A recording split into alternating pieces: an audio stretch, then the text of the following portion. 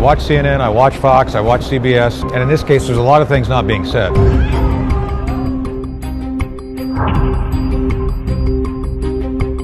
It almost certainly is a recombination event that was laboratory driven.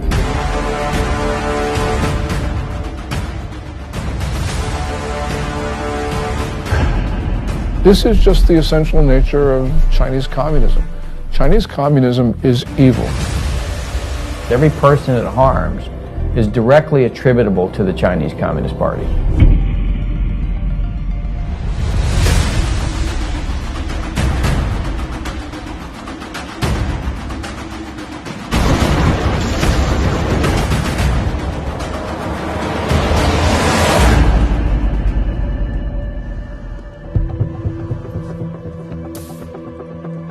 I began looking into the origin of the now widely known coronavirus in early February, with its timing amid the Hong Kong protests, the Taiwan elections, and the U.S.-China trade war. My name is Joshua Phillip. I'm an investigative reporter at the Epoch Times in New York, writing about the Chinese Communist Party's programs of espionage and unconventional warfare for well over a decade. Videos and messages from Chinese citizens leaking through the censorship suggested the situation was much worse than what the regime was reporting. As my research progressed, initial answers turned into more questions. I soon realized there was much more to the story than we were being told. Today, the coronavirus is impacting over 100 countries around the world.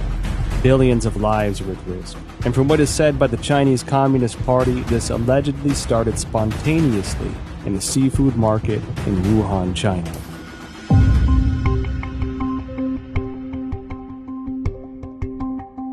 Wuhan is the capital of Hubei province, the largest city in central China.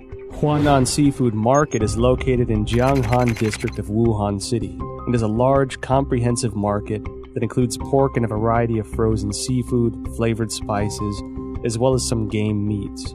The first thing that received public attention about the epidemic was an internal notice from the Wuhan Health Commission. There has been a continuous occurrence of pneumonia cases of unknown cause. The notice issued on December 30, 2019, clearly required all medical units to report similar cases of unknown pneumonia. The notice started spreading online, and on December 31, 2019, the Wuhan Health Commission issued a public notice for the first time, saying that some medical institutions found a link between the pneumonia cases and the Huanan seafood market. However, the notice pointed out that there was no evidence of obvious human-to-human transmission and no infection among medical personnel. On January 1, 2020, the Huanan seafood market posted a notice of closure. This was followed by a thorough cleanup of the market, which as an investigative reporter seemed rushed. Guan Yi, a well-known Hong Kong expert, echoed my concern that the move was like destroying a crime scene. Since then, Wuhan officials have repeatedly said that most cases of pneumonia in Wuhan have a history of exposure to the Huanan seafood market. On January 26, the Institute of Virology of China CDC announced that 33 of the 585 environmental samples from the Huanan seafood market were found to contain the novel coronavirus nucleic acid, and the virus was successfully isolated from the positive culture samples, suggesting that the virus originated from wild animals sold at the market. At this point, Huanan seafood market being the source of the epidemic became an official conclusion. A few days later, however, a report from the journal Science published online challenged that story. The report cited a paper in The Lancet, one of the world's top medical journals, and questioned whether Wuhan's novel coronavirus pneumonia could not have originated at the market. The paper, titled Clinical Features of Patients Infected with 2019 Novel Coronavirus in Wuhan, China, was published in The Lancet on January 24. The first author of the paper is Huang Qiaolin, Deputy Director of Jinyintan Hospital, the first designated hospital for treatment of unknown pneumonia in Wuhan. Why would this come as a challenge to the official narrative? I think this journal article is very important. It reveals a lot of important information.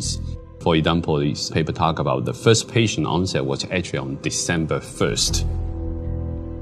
These patients were not related to Huanan seafood market. and also no epidemiological association was found between the first patient and subsequent patient. And then also on this paper, it talk about on December 10th, there were 3 more onset cases, 2 of which were not related to Huanan Seafood Market wholesale. Major discovery is that a total of 41 patients were counted in this paper, and 14 of them proved to be unrelated to the seafood market, accounting for more than 1/3. No one sells bed at the seafood market too, and the official from CDC didn't mention they find any beds in the seafood market too. Certainly the Lancet paper showing that supposed patient 0 was nowhere near the market.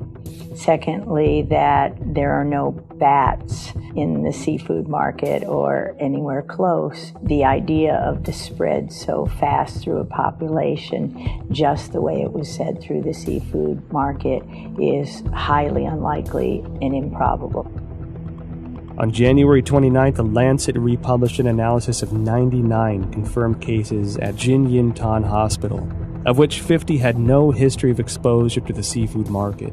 According to the New England Journal, of the 425 cases confirmed, 45 cases onset before January 1st had no history of exposure to the seafood market. Notably, the authors of the 2 Lancet papers in the New England Journal of Medicine are doctors and medical experts in mainland China. Daniel Lucy, an epidemiologist at the University of Georgetown, said in response to the Lancet paper that if the data were accurate, the first case would have been infected by the virus already in November 2019, because of the incubation period between infection and symptoms. This would mean that the virus was quietly spreading between people in some parts of Wuhan before the cluster of cases with a history of exposure to Huanan Seafood Market began on December 15. The first expert group from the National Health Commission arrived in Wuhan as early as December 31st, 2019. The expert panel established a set of diagnostic criteria after investigating Jinyintan Hospital of Wuhan that stipulated a history of contact with Huanan Seafood Market, the person having a fever, and displaying the whole genome sequence. All 3 standards have to be met to confirm a case. This standard was used until a second group of experts, including Zhang Nanshan, arrived in Wuhan on January 18th and made a revision. Why did the panel impose a history of seafood market exposure as a criteria of diagnosis, knowing that at least 1/3 of the cases were unrelated to the seafood market? They clearly know about 14 patients not related to Huanan Seafood Market at all. That clearly means another source of outbreak. I think somehow this could be a malfeasance or somewhat intentionally cover up some important source of infection. It can go a long way to covering up the actual source by imposing a false place and you're not looking at the actual victims. Then you're only allowed to find your keys under the light post. The numbers that we're getting from China about new infections and deaths are highly suspicious. We know that Beijing, for 6 weeks in December and January, suppressed information of the epidemic.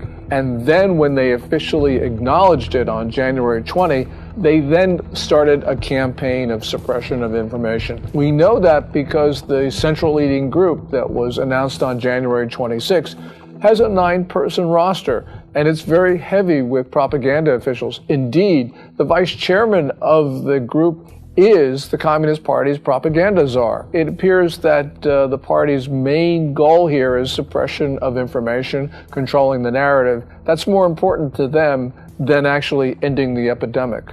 I was in China when SARS happened, and we were evacuated, and it was the exact same thing. There's no transparency. They tried as long as they could to cover it up until finally it was just like with the coronavirus, they could no longer cover it up, and then they proceeded to act. I mean, I think from my perception back then, their response to it is exactly the same.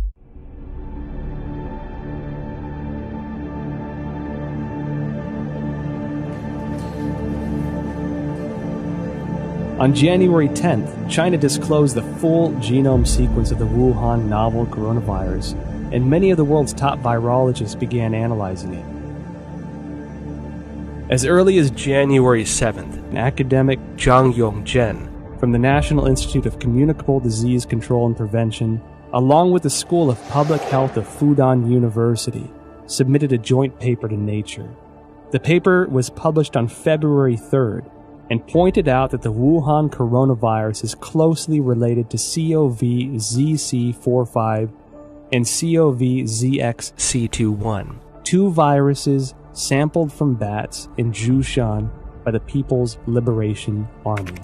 The Wuhan coronavirus has an 89.1% nucleotide similarity to the CoV-ZC45 virus and even exhibits 100% amino acid similarity in the NSP7 and E proteins. Shortly after the paper was published, other scientists used BLAST, a program developed by the National Institute of Health and the National Center for Biotechnology Information, to compare the viral sequence based on the data submitted by Chinese authorities on January 12th. The results matched with Zhang's findings. Another scientist, Lu Raojian from the Chinese Center for Disease Control and Prevention, and their team also published a paper in The Lancet on January 30. The paper stated that the Wuhan virus has an 88% similarity to two bat-derived SARS-like coronaviruses collected in Zhoushan, Zhejiang province of China. The earliest discovery of this bat-derived virus is by an expert from the Research Institute for Medicine of Nanjing Command. A paper published in 2018 states that scientists from this institute detected many SARS-like coronaviruses in bats from Zhoushan City, also known as bat-like coronavirus, Zhoushan virus. In short, scientists found the Wuhan coronavirus, the current pandemic, is highly similar to a bat SARS-like coronavirus previously discovered by the Nanjing Military Research Institute, showing 100% amino acid similarity in NSP7 and envelope protein, the E protein. What does this high similarity reveal? Hard to see a protein is 100% identical when the virus jumps species. And so that was suggesting maybe the virus could be generated with a reverse engineer process. I certainly believe that the 100% amino acid similarity says it can't possibly be a natural mutation. It almost certainly is a recombination event that was laboratory driven.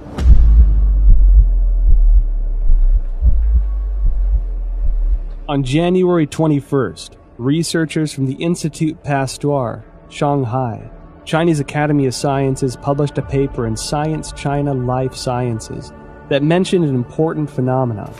The sequence of a key part of S protein of Wuhan virus has high homology with the SARS virus. What are S proteins? In the well-known coronavirus picture, they are little mushrooms attached to the surface of the virus.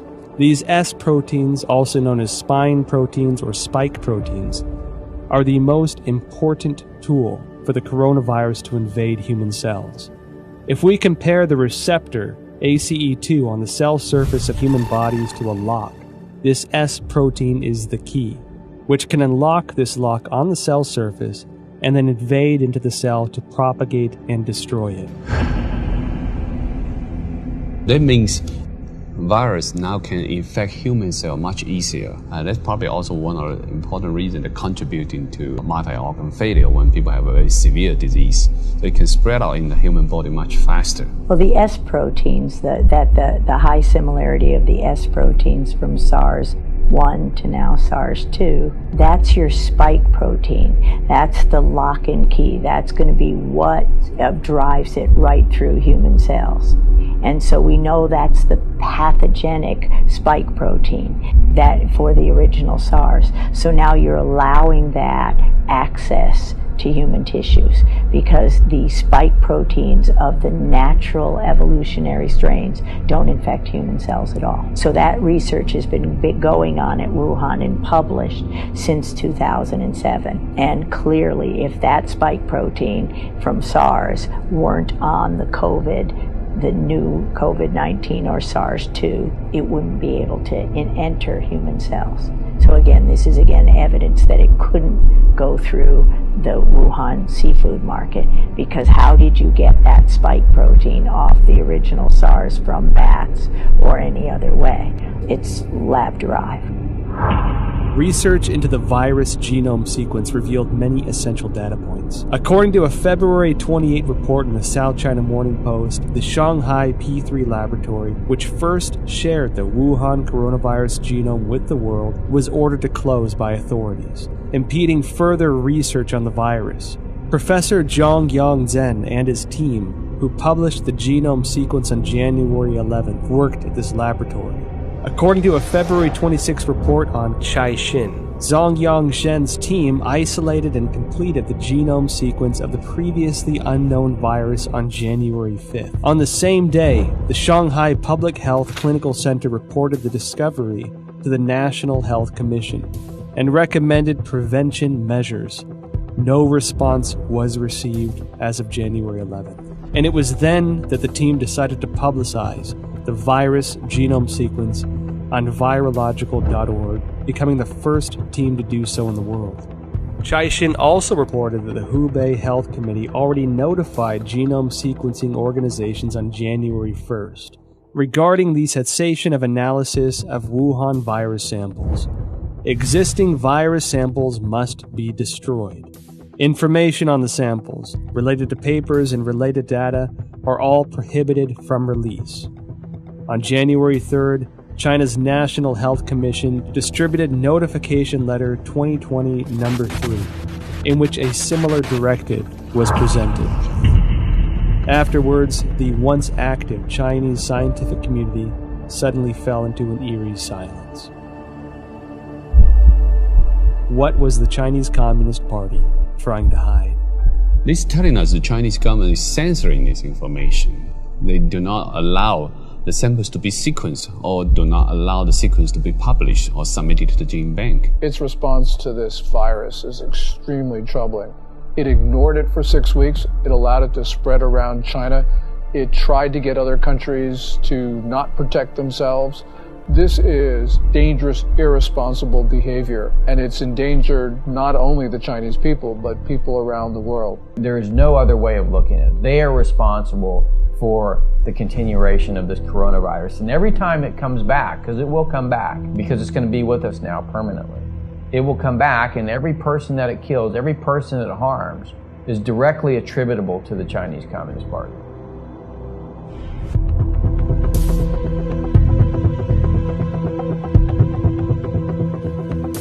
Through investigating the genome sequence, I found it significant that the S protein of the Wuhan coronavirus was critical in its cross-species ability to infect humans. While I was searching for related studies online, one Chinese virologist in particular caught my attention. She spent many years researching bats and coronaviruses. She was the first to locate the key to how coronaviruses can overcome cross-species barriers in order to directly infect human bodies. And she was the first to discover that the SARS virus was the result of a restructuring of multiple SARS-like coronaviruses found in bats. Her name is Shi Zhengli, and she may be an important link to the origin of the virus. Wikipedia describes Shi Zhengli as a, quote, Chinese virologist and researcher at the Wuhan Institute of Virology, which is part of the Chinese Academy of Sciences. Further investigations show that Shi Zhengli has been a figure of controversy since the Wuhan virus outbreak. This is due to a paper she published in 2015 discussing her own research into synthetic viruses.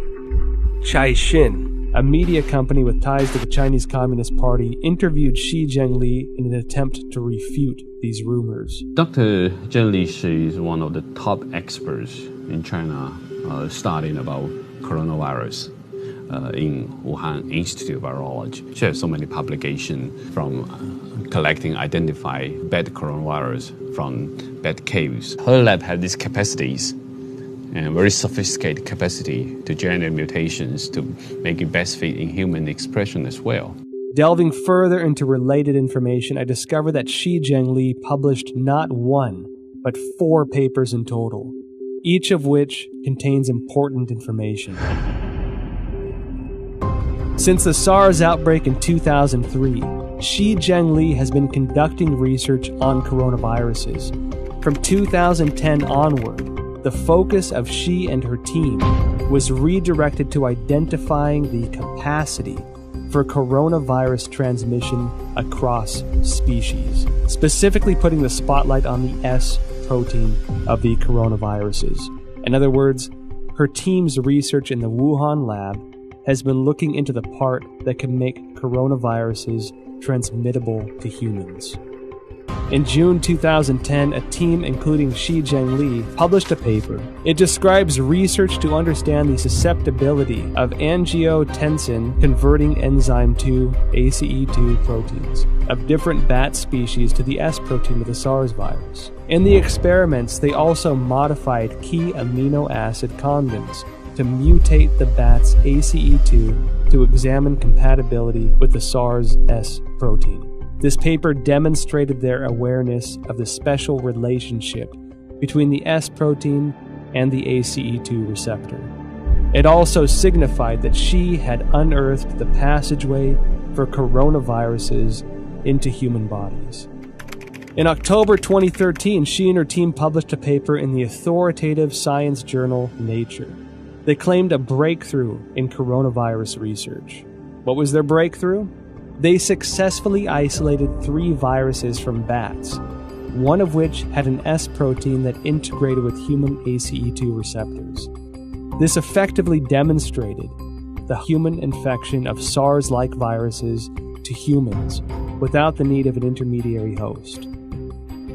Then, in November 2015, Shi and her team at the Wuhan lab once again published a paper, this time in the British journal Nature Medicine. They discussed the creation of a synthetic virus, a self-replicating chimeric virus.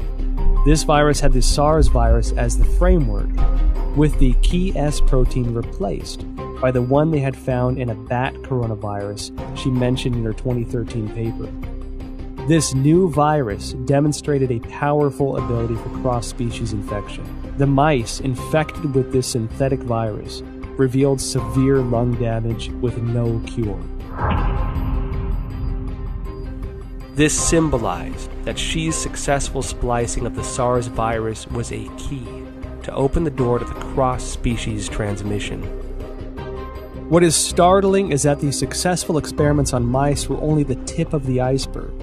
They planned to further experiment on primates.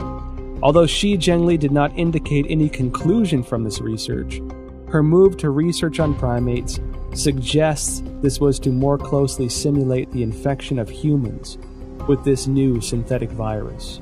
This wasn't done without controversy, however. Shi's experiments quickly triggered widespread debates from the academic community. Simon Wayne Hobson of the Pasteur Institute in France expressed deep concerns.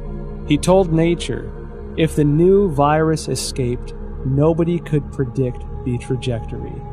Propagation could happen anywhere. His statement is exactly what's happening, that the virus is everywhere, and it could not spread that fast through various countries unless it's been spread via laboratories, via the mail, via research scientists studying that. Additional studies very strongly support the idea that this new coronavirus came from a recombination event, that is a cutting and pasting of 2 different viruses. So her work proves or strongly supports the hypothesis that it could not possibly have been generated in a natural zoonotic transmission, but had to come from a hospital setting, the laboratory setting, almost certainly the biosafety level for Wuhan Research Facility.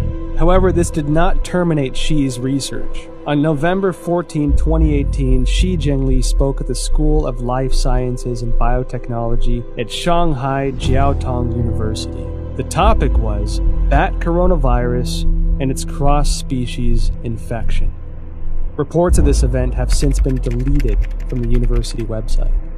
I discovered 2 more significant pieces of information regarding the dangers of the research conducted by Shi Zhengli's team.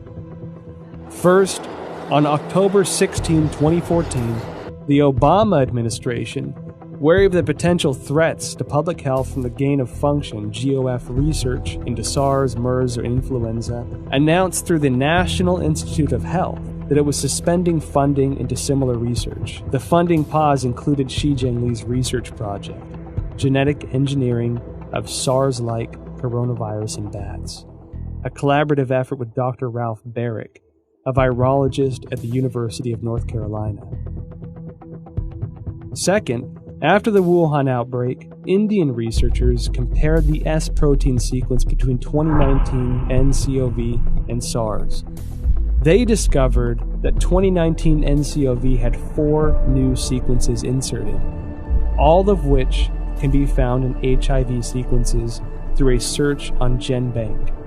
Shi Zhengli discredited those observations, although she never denied the existence of the 4 inserted sequences. However, scientists probing GenBank found that there were only 3 viruses containing all sequences. The first is the HIV virus itself. The second is a bat coronavirus discovered by Xi. And the third is this new Wuhan coronavirus. We've done this kind of work for now 40 years for me. There's this sequence analysis and comparison of the virus of the SARS-2 COVID-19 apparently has genes that come from other human and other species, including some envelope, the GP41 from HIV.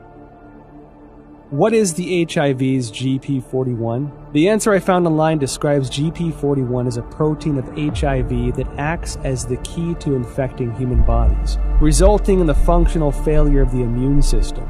If the discovery by Judy and her colleagues are established, it would mean that the infectious part of the Wuhan virus, the S protein, incorporated the sequence of the HIV key protein. This made me think of the immunodeficiency symptoms in people infected. They were doing research on a human transmittable coronavirus that was actually published in a paper. So this is research that they actually published.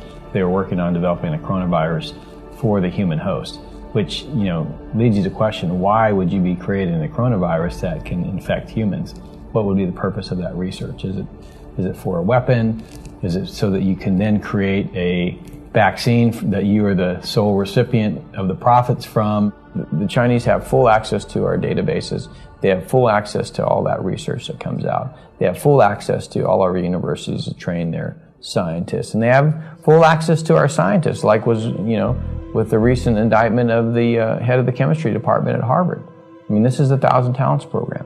Tens of thousands of the world's most brightest people in all of these different areas that are going to China to help them with their programs. And all of these programs, as you know, have a dual use capability. Beijing's attacks on the United States, which have occurred for weeks and weeks, are really worrying. What it shows is that China is desperate, and the United States needs to defend itself because China is propagating this narrative that we spread the coronavirus to China. So the United States needs to just come out with the facts about how China took coronavirus samples from Canada and the United States. They sent them to Wuhan. We don't know exactly what went on in that lab there at the Wuhan Institute of Virology, but it's time for the United States to defend itself.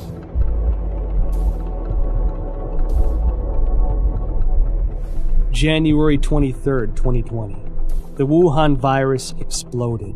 While Wuhan announced the lockdown of the city, Xi Zhengli and her team released a paper stating that the Wuhan coronavirus was of probable bat origin. This was published in Nature on February 3rd. The paper indicated that the Wuhan virus utilized the same key as SARS to gain entry into the human body. She also announced the 2019 nCoV genome sequence was 96.2% consistent with a bat coronavirus originating in Yunnan, China, called RATG13, signaling a natural source of the Wuhan virus. However, Xi Zhengli's natural origin assertion was doubtful.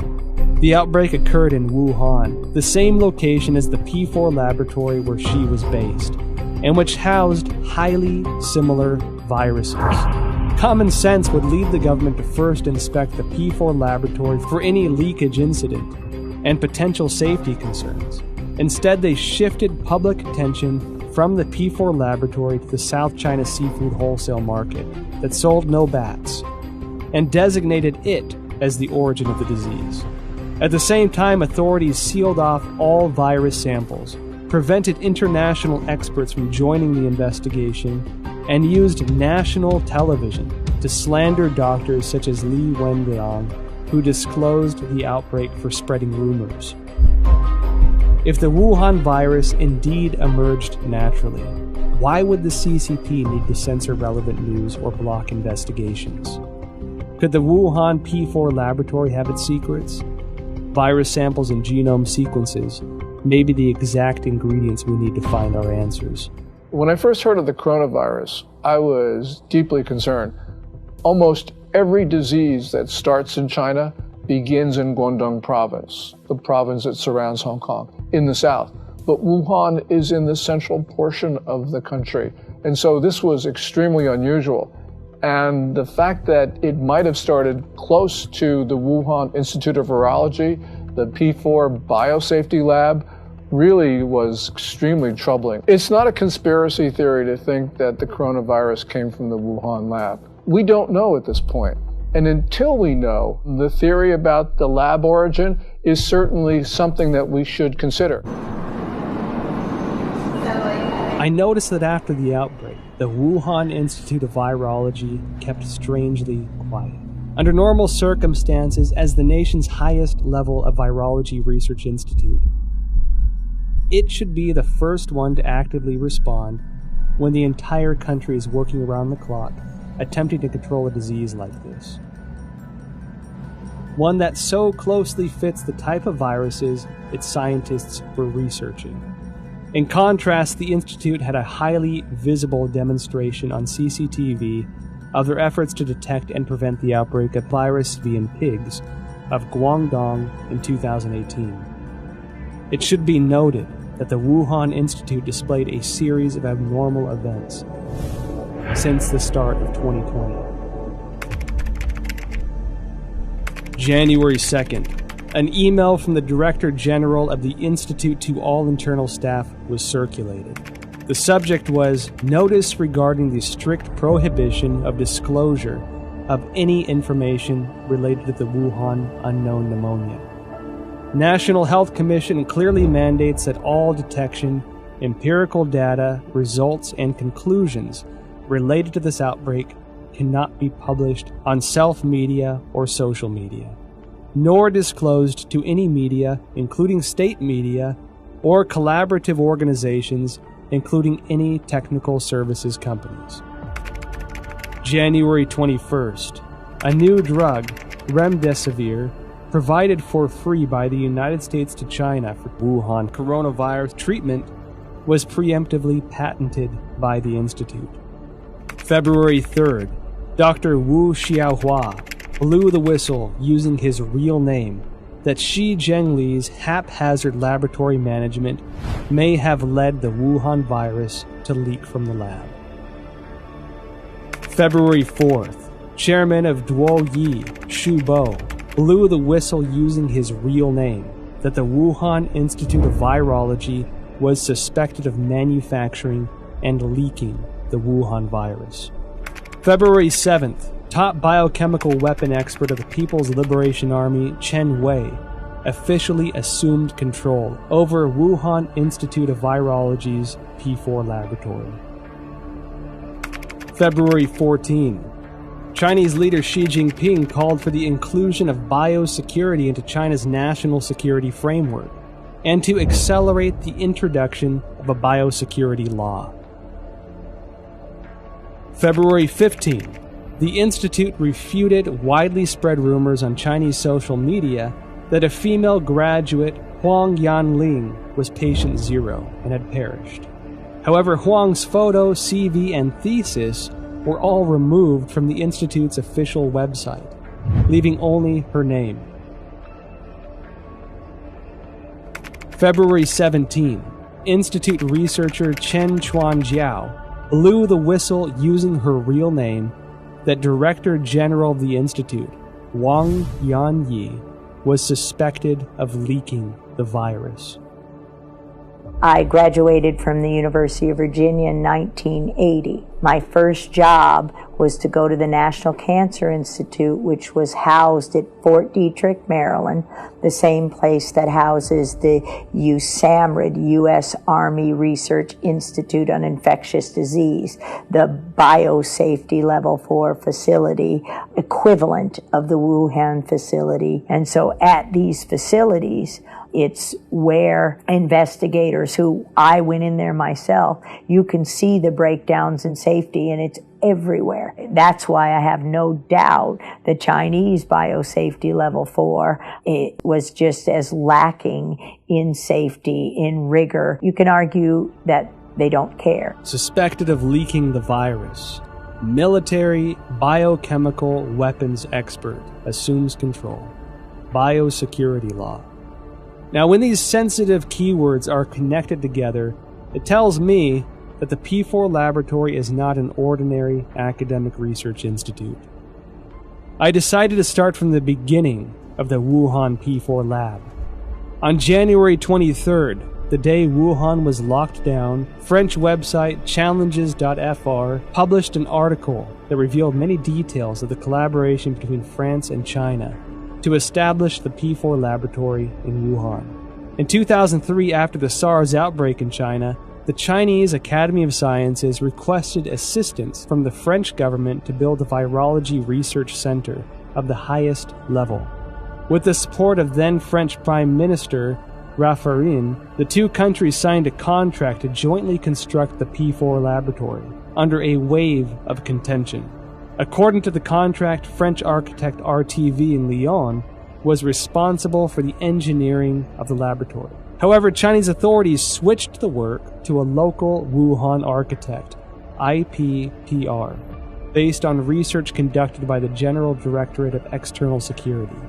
IPPR had close ties to subsidies of the Chinese military, some of which were already targets of concern by the American CIA. Within the 12 subsidiary departments, there was even a specific military management office. The French delayed repeatedly, given security concerns.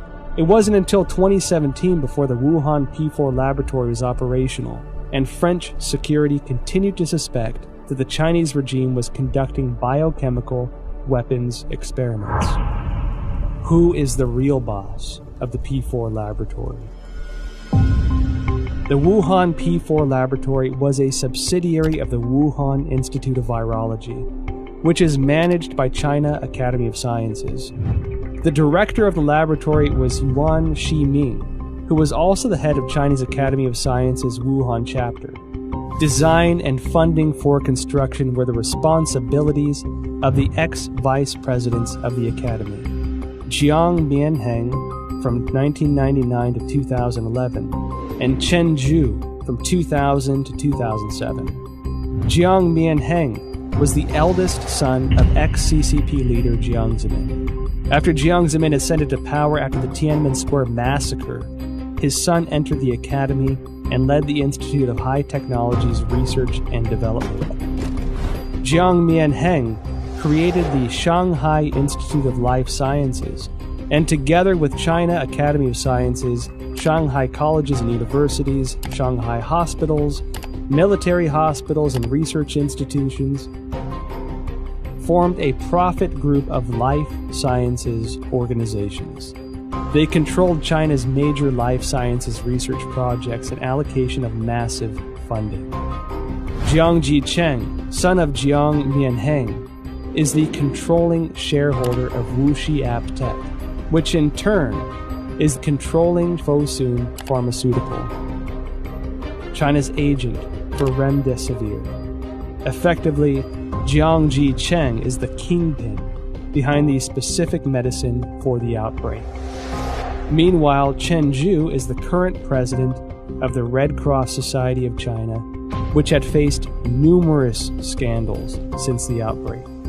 In 1999, while Jiang Zemin was in power, the People's Liberation Army published a book, Unrestricted Warfare, in which strategies for a weaker nation to combat a stronger nation are discussed in the context of modern warfare.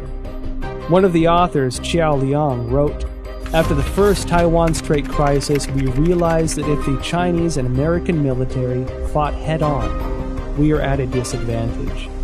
Therefore, we need a new strategy to help our military tilt the balance of power. This new strategy is called unrestricted warfare, a variety of means beyond all limits, without any restrictions. It could be military-related, including guerrilla warfare, terrorism, biochemical warfare, or it could be non-military related, such as drug trafficking, poisoning, environmental destruction, and computer virus dissemination."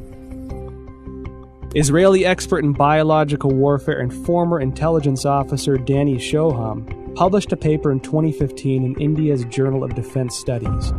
He pointed out that China will not miss, skip, or abandon any highly advanced technology, especially military-related technology. The article noted that China had 12 facilities related to the Ministry of National Defense and 30 subsidiary facilities of the PLA participating in the research, development, manufacturing, testing, or storage of biological weapons. Dr. Francis Boyle, a Harvard PhD famous for drafting the Biological Weapons Anti-Terrorism Act of 1989, clearly expressed, "The novel coronavirus we're seeing here is an offensive biological warfare weapon." The Federation of American Scientists indicated similar concerns in an evaluation report. The organization believed that the CCP possessed advanced chemical warfare projects, including research, development, manufacturing, and weaponizing capabilities. The CCP is usually known to have a proactive biological warfare portfolio, including state-funded and sponsored research activities. I believe they have them. I believe they're developing them. I think they want to be the most advanced nation on earth when it comes to biological weapons. The same as I believe that they do forced organ harvesting. The same as I believe that they have concentration camps for Uyghurs. The way I believe that they have systematically killed millions of Falun Gong. It is the same thing, this regime. You can count on it. So Wuhan as an area, I think, is critical by the fact that there's a lot of concern about what China's ambitions are regarding long-term global domination. I'll just say it that. Their military doctrines indicated that they intend to be the dominant political and military force in the Pacific Rim. I've talked to senior members of the Trump administration who have had conversations with the senior Chinese generals, and that's what they basically say. It's in their doctrine, too. So we have to examine this new clue. This is one piece of the, Wuhan, biological warfare. Does this mean something to these other things we're already seeing? Because the Chinese have already kind of stated this is their objective. So I think we have to analyze it through that lens. What does this mean to the larger political narrative of what China wants to do to dominate the region and potentially the world? We don't have to speculate about being at war. Last May, the Communist Party, through People's Daily, carried a piece which said that there was a quote-unquote people's war against the United States. They've declared war on us. We have to respond. There is a war. China's told us there's one.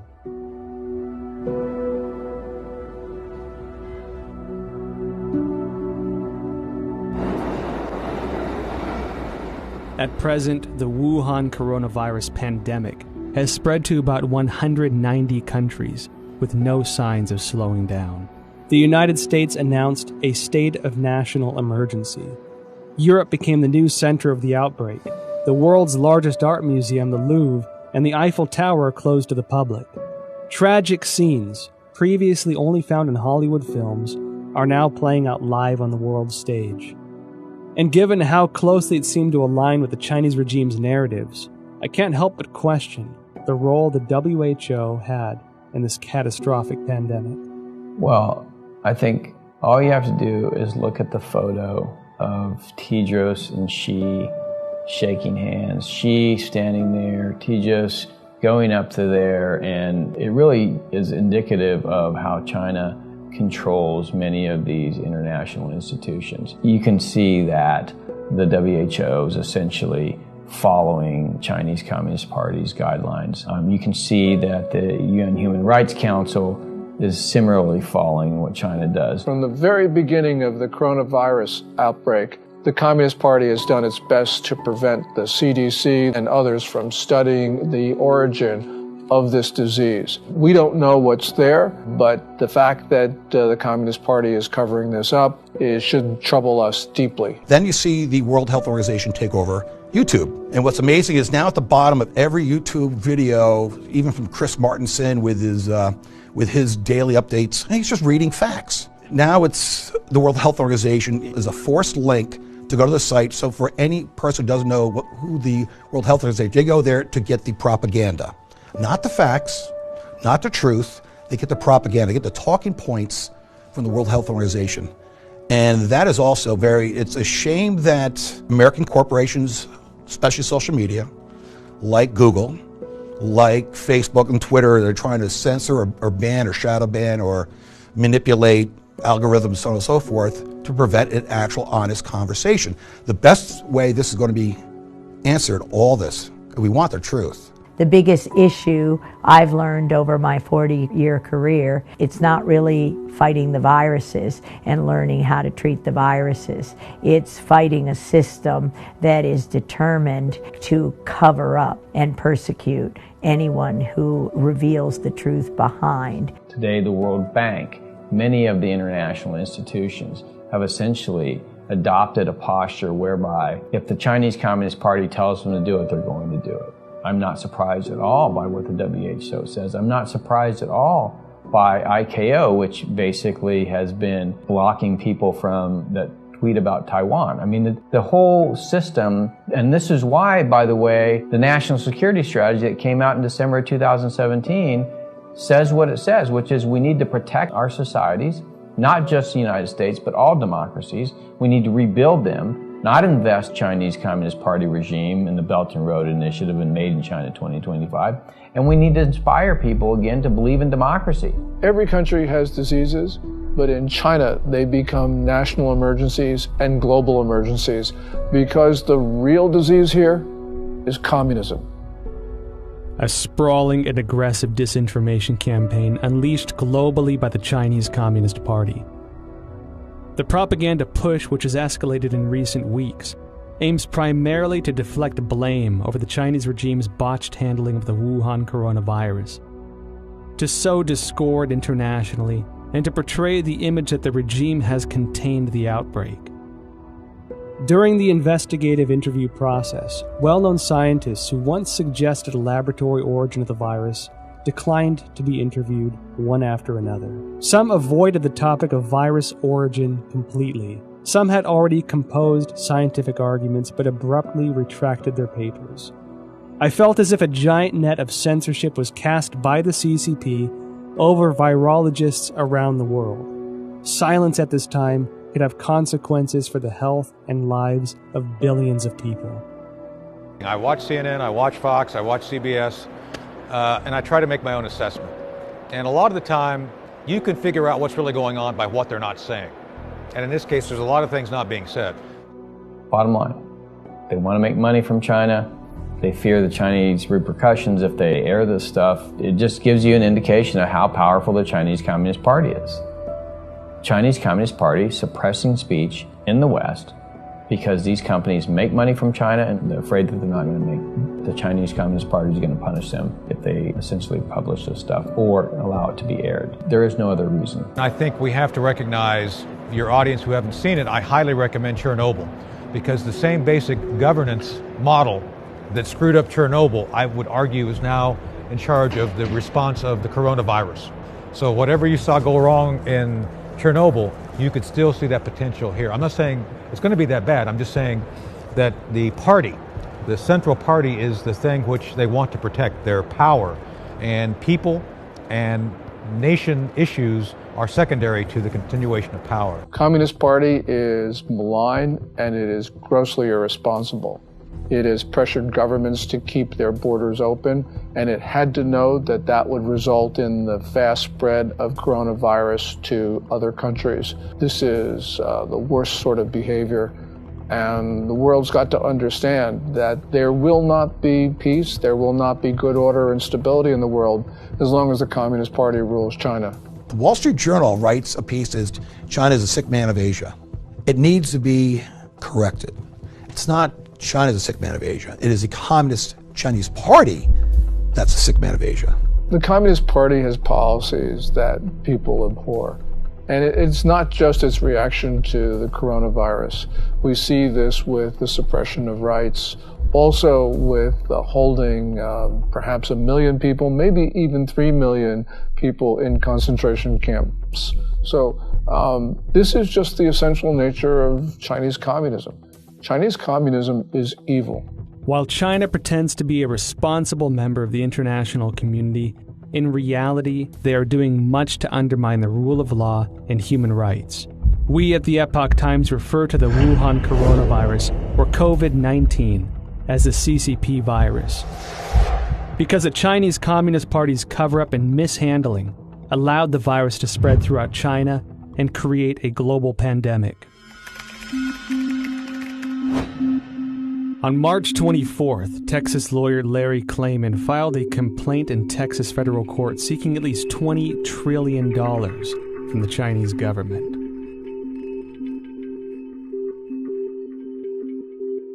Klayman said in a statement, quote, "The Chinese people are a good people, but their government is not, and it must be made to pay dearly."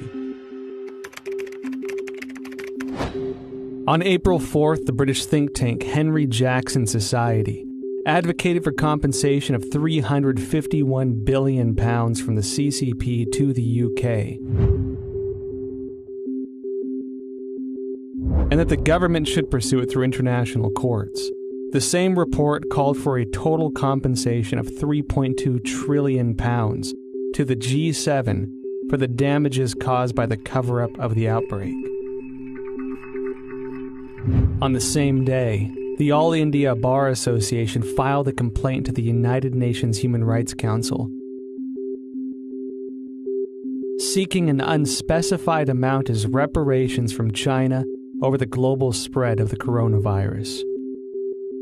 Evidently, the CCP violated the international health regulations. The United States and the international community must regain their senses and take action. Reveal the truth through investigations, initiate sanctions against the CCP, and seek massive restitution for the worldwide public health emergency resulting in tremendous health and economic loss. As the people of Taiwan and Hong Kong are insisting, only by trying to stay away from the CCP's invasion can we protect ourselves in this global disaster.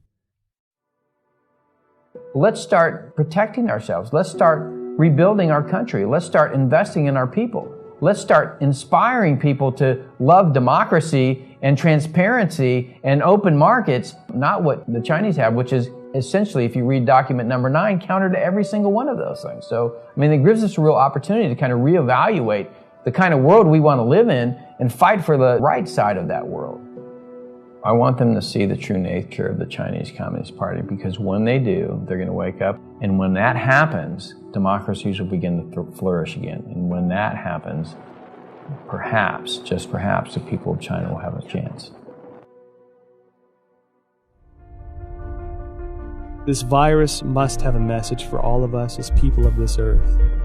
We need to take a break from our busy schedules and seriously consider the repercussions of our ever-expanding scientific research and development. Did we go too far? Do our desires and ambitions go against the laws of nature and pull us further from the direction given by heaven? Maybe when this virus lifts, we can again find our traditional values, rediscover kindness and virtue, family and community. I believe that viruses can't survive where hearts have compassion.